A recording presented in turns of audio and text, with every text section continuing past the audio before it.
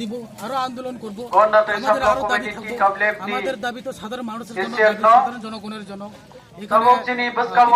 নন্তিপ্রাসা হোক, ভাই বোন হোক, এখানে ত্রিপ্রাসা যারা সবাই তো এই রেখা কাজ করে, সাধারণ মানুষ যারা রেখা কাজ করে তাদের তো আজকে যে পাওয়ান কথা বিজেপি এটা তো একটা তারা মিশা কথা তো মানুষকে বোকা বানিয়ে আইসে সবাই ভোট দিছে। সরকার আসার পরে তারা তো ভুলে গেছে। তো আমরা চাই না আমাদের যারা সাধারণ মানুষকে বোকা বানানো হোক, বোকা যাতে বানাতে না পারে, এটাই আমাদের দাবি। সবাইকে যাতে 340 টাকা দেওয়া হোক, তাদের যে কথা অনুসারে আমাদের দাবি।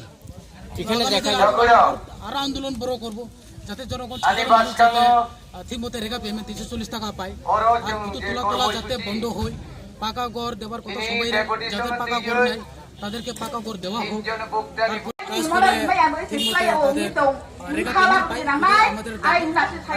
দিনে 212 টাকা 180 টাকা দিয়ে হাজিরা হয় না।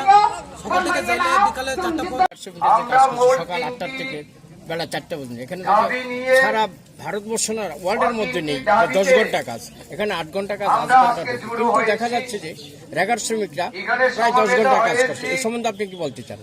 এবং যারা আজকে এখানে অংশগ্রহণ করেছেন, এমব্রেসমেন্ট সিচুয়েশনটা হয় আমাদের সংগ্রামী 180 টাকা দিয়ে তারা রেখা কাজ করতে হয়। বিকালে 4টা 5টা পর্যন্ত যারা কাজ করে তাদের তো এখন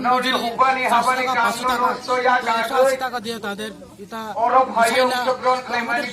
40 টাকা। আর আমি এটাই বলতে চাই সাধারণ মানুষের উপর শোষণ করার মতো, তার জন্যই এই শোষণের জন্যই আমরা আজকে হয়ে সাধারণ মানুষের পাশে আমরা দাঁড়াচ্ছি।